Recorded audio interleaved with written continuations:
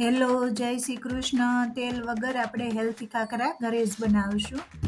વજન ઉતારવામાં અને હેલ્થી ડાયટિંગ માટે ખાખરાનો ડાયટમાં વધારે સમાવેશ થતો હોય છે, પણ રેડીમેડ લાવી અને ખાખરા ડાયટમાં લેતા હોય છે, પણ રેડીમેડમાં તેલનું મોણ દઈ અને વધારે પ્રમાણમાં તેલનું મોણ દેવાતું હોય છે, તો એ ડાયટ માટે હેલ્થી નથી હોતા. એટલે આપણે આજે એકદમ હેલ્થી અને તેલ વગર બનાવશું અને ઘીનું મોણ દઈને બનાવશું. આયુર્વેદિકમાં ઘી ડાયટમાં લેવાથી હેલ્થ માટે બહુ સારું, એટલે આપણે ઘીમાં હેલ્થી ડાયટ ખાખરા બનાવીશું.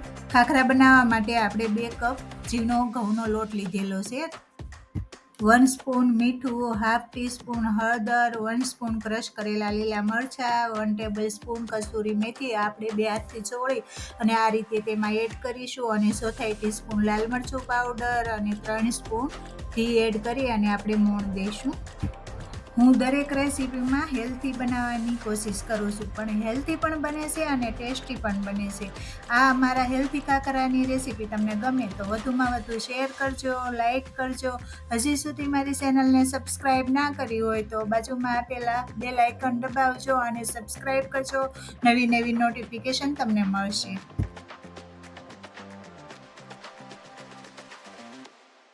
ઘી અને આપણે મસાલા જે એડ કર્યા છે તેને આપણે લોટ સાથે સારી રીતે મિક્સ કરી દઈશું, અને જો આ રીતનું મોણ હોવું જોઈએ. હવે આપણે લોટ બાંધી લેશું. હવે થોડું પાણી એડ કરતા જઈશું, અને ભાખરીનો લોટ આપણે જે બાંધીએ છીએ તેવો આ ઝીણા લોટનો આપણે લોટ બાંધવાનો છે, અને રોટલીનો લોટ જેવો એકદમ સોફ્ટ બાંધવાનો નથી.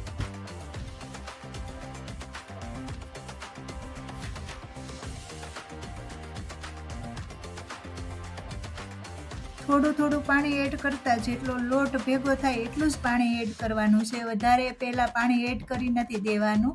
લોટ ભેગો એકદમ થઈ જવો જોઈએ. જો આ રીતનો લોટ હોવો જોઈએ. તેને મસળી અને પછી સ્મૂથ બનાવવાનો છે, અને ટાઈમ હોય તો 15 થી 20 મિનિટ ઢાંકી અને સેટ થવા મૂકી દેવાનો, તો થોડો સોફ્ટ થઈ જાય છે અને પરફેક્ટ વણાય છે અને ફટાફટ વણાઈ જાય છે. અને નો ટાઈમ હોય તો થોડો મસળવો વધારે પડે છે અને એકદમ સ્મૂથ બનાવવો પડે, અને ડાયરેક્ટ જ બને છે. સેટ થઈ અને આપણે તેને મસળી પણ લીધો છે અને પરફેક્ટ એકદમ સ્મૂથ લોટ તૈયાર થઈ ગયો છે. હવે આપણે તેને રોટલીનો લુવો જે લેવી તે સાઈઝના આપણે લુવા લઈ અને વણીશું.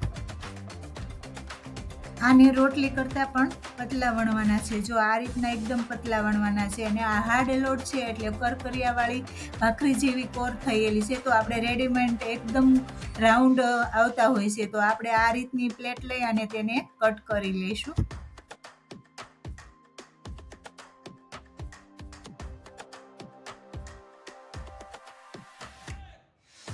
જો આ રીતના પતલા વણવાના છે, આર પાર આપણો હાથ દેખાવો જોઈએ. હવે આને શેકવા માટે નોનસ્ટિકની લોઢી લો તો પણ સરસ બને છે, એલ્યુમિનિયમની લોઢીમાં પણ સરસ બને છે, પણ આપણે એને વધારે હેલ્થી બનાવવા છે તો તેના માટે આપણે માટીની તાવડી લીધેલી છે, અને તેમાં આપણે શેકી અને ખાખરા બનાવીશું.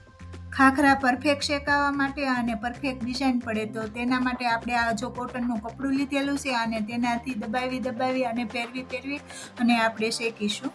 ફેરવી અને જ્યાં ડિઝાઇન ન પડી ત્યાં દબાવી અને આ રીતે જો એકદમ પરફેક્ટ આપણે તેને શેકી લેશું તો એકદમ ક્રિસ્પી અને પરફેક્ટ શેકાય અને રેડી થશે. આ રીતે એક પછી એક આપણે બધા ખાખરા રેડી કરી લઈશું, અને એક જ સાઈઝના કટ કરવાના, નાના મોટી ના હોવો જોઈએ. આપણે તેનો ટપ્પો કરવો હોય જે રેડીમેડ આવતા હોય તે રીતે આપણે ગોઠવવા હોય તો એક સાઈઝના હોય તો પરફેક્ટ ગોઠવાય, અને થોડી જગ્યામાં ઝાઝા ખાખરા સમાઈ જાય છે. અને આમ નામ રાખવા હોય તો એક ડબ્બો ભરી અને ખાખરા રેડી થાય છે.